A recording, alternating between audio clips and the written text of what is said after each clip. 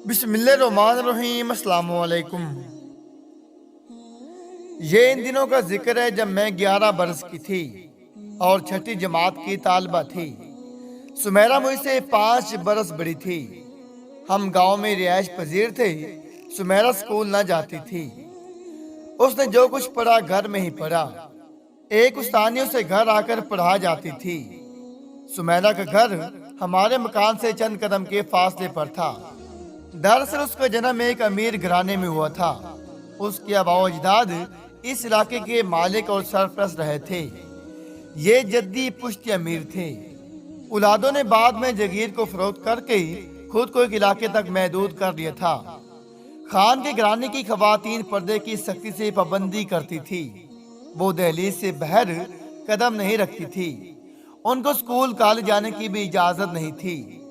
जबकि मर्द आला तालीम हासिल करने के लिए यूरोप और अमेरिका तक जा सकते थे। सुमेरा बहुत खूबसूरत लड़की थी। जब अम्मी जान खान की बीवी से मिलने के लिए जाती तो सुमेरा मुझसे बहुत खुलूस से मिलती और वालदा से कहती कि मैं अकेली हूँ, मुझसे कोई बातें करने वाला नहीं होता। आप मोहसना को मेरे पास भेज दिया करें। वो 16-17 बरस की भोली भाली लड़की थी। बातें 11 बरस की लड़कियों जैसी करती थी। मेरी उसकी दोस्ती हो गई। अम्मी जानती थी कि सुमेरा को घर की दहलीज से बाहर कदम रखने की इजाजत नहीं मिलेगी, इसलिए वो मुझे उसके पास जाने से मना नहीं करती थी। मैं सुमेरा से अपने घर आने का तकाजा भी ना करती थी, क्योंकि मैं उसकी मजबूरियों को समझती थी। वो अक्सर मुझसे स्कूल की बातें सुनती। उस स्कूल जाने का बड़ा शौक था। सुमेरा की अम्मी मेरा बहुत ख्याल रखती थी। मेरी अम्मी से दोस्ती थी और यह भी मालूम था कि मैं एक छोटी सी लड़की हूँ। ताहम वो बेटी पर कड़ी निगाह रखती थी। मैं जाती तो खुश हो जाती, प्यार मोहब्बत से पेश आती और बेटी को कहती, मोहसना की खूब खातिर तवाज़े करो, ये तुम्हारी अकलौती सहेली है। सुमेरा मुझको सहेली समझती, हालांकि उम्रों का फर्क था। वो मुझसे दिल की बातें कहती, उसे मेरा इंतजार रहता। छुट्टी के दिन मैं जरूर उसके घर जाती। किसी वजह से ना जा पाती तो वो अपनी मुलाजमों को भेजकर बुलवा लेती। एक रोज मैं उससे मिलने गई तो सुमेरा बेहद खुश थी। उसने मुझसे कहा कि मोहसना जानती हो आज मैं क्यों खुश हूँ? हमारे छोटे चाचा शहर से लेने आ रहे हैं। वहाँ उनके बेटे की शादी है। मैं पहली बार शहर देखूंगी। सोचो ना कितनी खुशी की बात है। वाकई उसके लिए खुशी की बात थी। एक अनहोनी सी बात कि वो पहली बार घर से बाहर जा रही थी, वो भी किसी बड़े शहर में। उनके चाचा ने लंदन में पढ़ा था। वो तालीम हासिल करके लौटे तो कुछ रोशन ख्याल हो गए। गांव की बजाय शहर जा बसने को तरजीह दी। दरअसल उनकी दूसरी बीवी एक शहरी औरत थी और ये शादी चाचा ने अपनी मर्जी और पसंद से की थी, जबकि पहली बीवी गांव में रहती थी। पहली बीवी से 2 लड़कियां और 2 बेटे थे। ये बच्चे भी माँ के साथ गांव में रहश पजीर थे।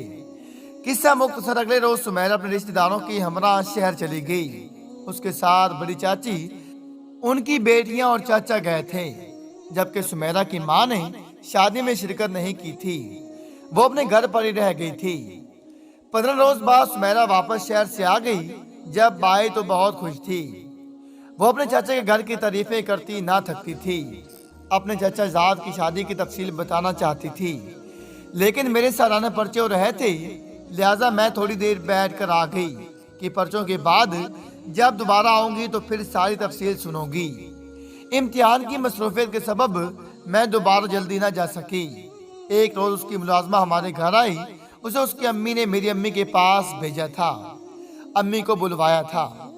अम्मी उनके घर गई तो सुमेरा की वालदा को सख्त परेशान पाया। कहने लगी, शम्मा बहन, मेरी बेटी से बहुत बड़ी गलती हो गई है। वहाँ शहरी मॉल खुला डुला था। शादी में और रिश्तेदार भी काफी आए हुए थे और ये गांव से गई थी। न जाने क्या वाकया हुआ कि अब हमारी इज्जत खाक में मिल गई है, मगर ये कुछ बताती नहीं है। अम्मी ने प्यार से सुमेरा को समझाना चाहा, लेकिन उस लड़की ने जबान न खोली। उन्होंने सुमेरा की अम्मी से कहा, तुम माँ हो, जब तुमको नहीं बताती तो मुझे कैसे बताएगी? तुम दोबारा प्यार से एतमाद में लो, ये बहुत खौफजदा है। जो जो वक्त गुजरता जा रहा था परेशानी बढ़ती जा रही थी और सुमैरा की अम्मी की कुछ समझ में नहीं आ रहा था कि मैं क्या करूं। अम्मी जान के सिवा उसका कोई राजदार भी ना था। ज्यादा परेशान होती तो मेरी वालदा को बुलवा लेती कि अब बताओ क्या करूं। वक्त गुजरता जा रहा था, ऐसा ना हो कि पानी पलों से गुजर जाए। सच शुक्र के इन दिनों उनका शोर दूसरे मुल्क गया हुआ था, वरना जरूर क़यामत आ जाती। सुमैरा की माँ का कहना था, बीबी बेटी की गलती के बारे में उसके बाप को भनक भी पड़ गई तो हमको जिंदा ना छोड़ेगा। उस क़यामत से कबल ही इस मसले का हल निकालना होगा।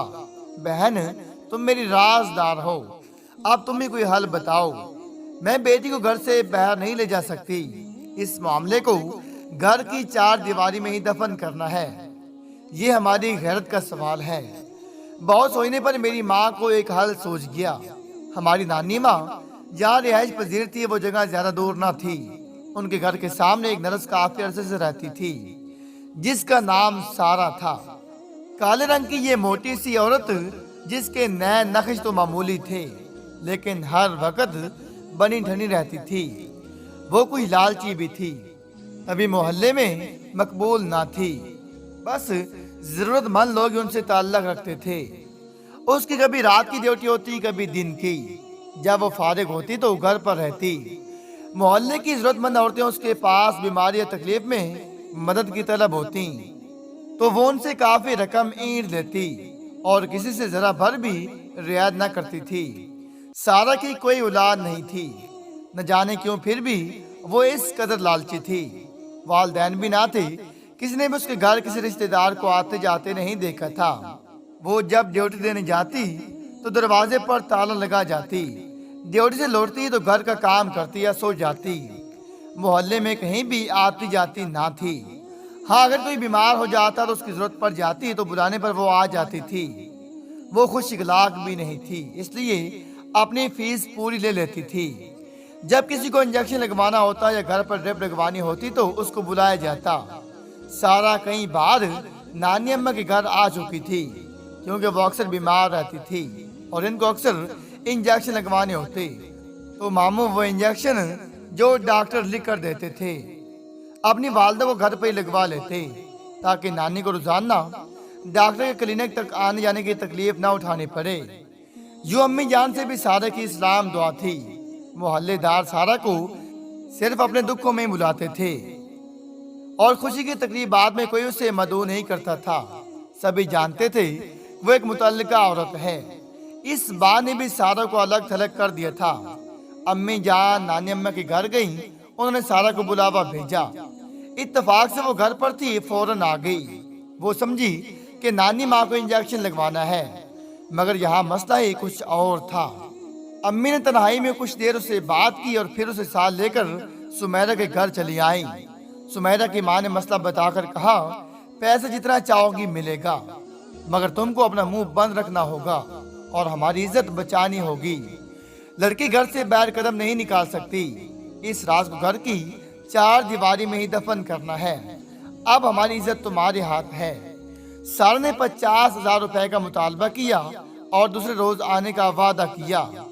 दूसरे दिन वो एक छोटा सा बैग लेकर आ गई। उसने सुमैरा को इंजेक्शन लगाया और सुमैरा की माँ से कहा, रकम अदा करो और फिक्र न करो, तुम्हारी इज्जत पर आंच भी नहीं आएगी। ये राज घर की चार दीवारी में ही दफन हो जाएगा। इंजेक्शन लगाने के बाद वो चली गई। अभी उसे गए चंद मिनट ही गुजरे होंगे कि सुमैरा तड़पने लगी और कुछ देर बाद वो ये दुनिया छोड़कर हमेशा के लिए चली गई। रिश्तेदार, पास पड़ोस औरतें सुमैरा के घर जमा हो गईं। हर किसी को सुमैरा के यूं अचानक मरने का बहुत दुख हुआ। उसकी मौत पर हर आंख अश्कबार थी। खान की बीवी भी सदमे से निढाल थी। ज़ाहिर है कि इकलौती जवान साल बेटी की नकाहानी मौत पर जवान को बेपनाह सदमा था। अम्मी को खबर मिली, वो फौरन उनके घर चल दी। मैं भी साथ हो ली कि मेरी वो हम जोली थी। हमने आखिरी दीदार किया तो दिल डूब गया। वो कफन में लेटी हुई गहरी नींद सो रही थी। उसका चेहरा कफन के लट्ठे की तरह सफेद था। मौत ने उसके तमाम राज अपने सीने में छुपा लिए थे। मौत कभी कभी परेशान लोगों की दोस्त हो जाती है। ان کی رسوائی کا اپنے وجود میں سمیٹ کر ان کو سکون کی گہری وادیوں میں لے جاتی ہے۔ آج سمیرہ کے لبوں پر کبھی نہ ٹوٹنے والی خاموشی کی مہر تھی۔ اب اس کے گھرانے کی عزت کو کوئی خطرہ نہ تھا۔ وہ گھر کی چار دیواری میں محفوظ ہو چکی تھی۔ باپ کی آمد کا بھی انتظار نہ کیا گیا۔ اسے چچاؤں نے حویلی کے اندر ہی بنے ہوئے قبرستان میں دفنا دیا۔ چند دن لوگوں کو اس کی جوان سال موت کا افسوس رہا، پھر سبھی صدمے کو بھول گئے، سوائے ماں کے جو اب بھی چھپ چھپ کر اسے یاد کر کے روتی تھی۔ سمیرہ کی ماں کے علاوہ اماں اور میں بھی سمیرہ کو کبھی نہ بھلا سکے، کیونکہ معلوم تھا کہ وہ طبعی موت نہیں مری تھی، بلکہ اسے نرس سارا نے کوئی انجیکشن لگایا تھا، جس سے اس کی موت واقع ہو گئی۔ ان دنوں مجھے اس کی موت کا بہت دکھ تھا، تاہم میں یہ نہیں جانتی تھی کہ سمیرہ کو کیوں انجیکشن لگایا گیا۔ یہ ضرور جانتی تھی کہ وہ سارا کے انجیکشن لگانے کی وجہ سے مر گئی تھی۔ مجھے سارا سے وحشت ہو گئی۔ نانی اماں کے گھر وہ نظر آ جاتی تو میں نفرت سے منہ پھیر لیتی تھی۔ میرا بس نہ چلتا تھا کہ ہر ایک کو بتا دیتی کہ اسی عورت نے کوئی انجیکشن لگایا تھا کہ سمیرہ مر گئی۔ اماں نے سختی سے منع کیا تھا کہ کسی سے انجیکشن والی بات مت کہنا، یہ اس گھرانے کی عزت کا سوال ہے۔ بہت عرصے تک مجھے اس معاملے کی سمجھ نہ آئی کہ یہ عزت کا سوال کیوں ہے کہ جس کی وجہ سے اتنی پیاری، اتنی خوبصورت لڑکی جان سے چلی گئی اور سمیرہ مر گئی۔